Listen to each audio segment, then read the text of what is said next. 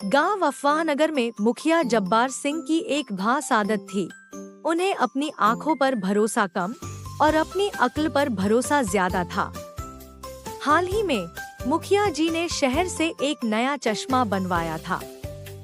चश्मा थोड़ा ज्यादा पावर का बन गया था, लेकिन मुखिया जी ने सोचा कि महंगा है तो अच्छा ही होगा। एक दिन मुखिया जी सुबह सुबह अपने खेत की ओर जा रहे थे। उन्होंने चश्मा लगाया और चारों ओर देखा। चश्मे के कारण उन्हें हर चीज बहुत बड़ी और करीब दिखाई दे रही थी। तभी मुखिया जी की नजर गांव के सबसे अमीर किसान करमचंद के घर के ऊपर पड़ी। करमचंद की एक बहुत बड़ी काली भैंस थी, जिसे वह बहुत प्यार करता था। मुखिया जी ने चश्मा लगाते हुए आसमान की तरफ देखा। उन्हें लगा कि करमचंद की भैंस अपनी बड़ी थाइनात बॉडी के साथ छत से कूदकर हवा में उड़ रही है। मुखिया जी जोर से चिल्लाए, अरे! करमचंद की भैंस उड़ गई। गांव वालों, देखो, ये भैंस तो हवा में उड़ रही है। गांव के लोग दौड़े दौड़े आए। उन्होंने देखा कि छत पर भैंस आराम से खड़ी है, भूसा खा रही है, और छत से थोड़ा ऊपर एक बड़ा काला पतंग हवा में उड़ रहा है, जो काली भैंस के जितना ही बड़ा दिखाई दे रहा था।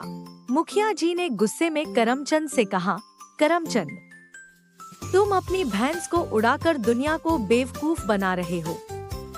यह तो जादू है। करमचंद हैरान होकर बोला, मुखिया जी, ये पतंग है, पतंग। मेरी भैंस तो छत पर खड़ी भूसा खा रही है। मुखिया जी ने चश्मा उतार कर देखा। हाँ, छत पर भैंस ही थी। उन्होंने फिर चश्मा लगाया और फिर देखा। नहीं, ये भैंस है और ये उड़ रही है।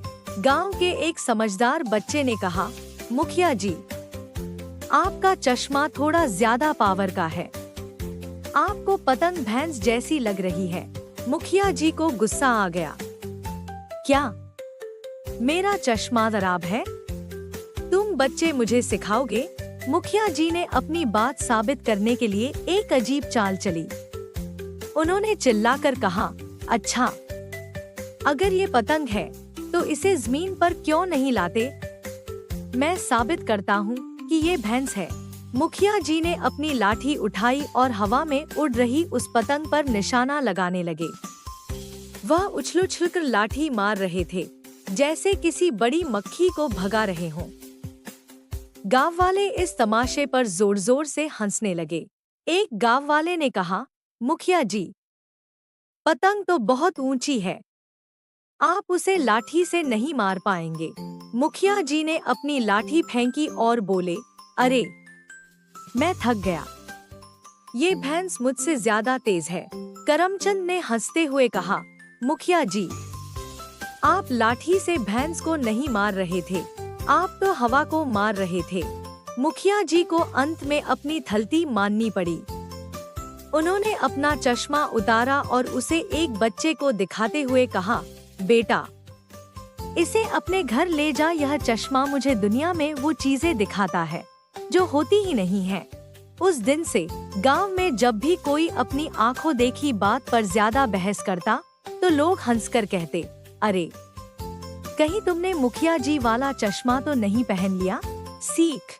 यह कहानी हमें सिखाती है कि कभी कभी अपनी अक्ल, विजडम से ज्यादा हमें अपनी आँखों, रियलिटी पर भरोसा करना चाहिए, और महंगी चीज हमेशा सही नहीं होती।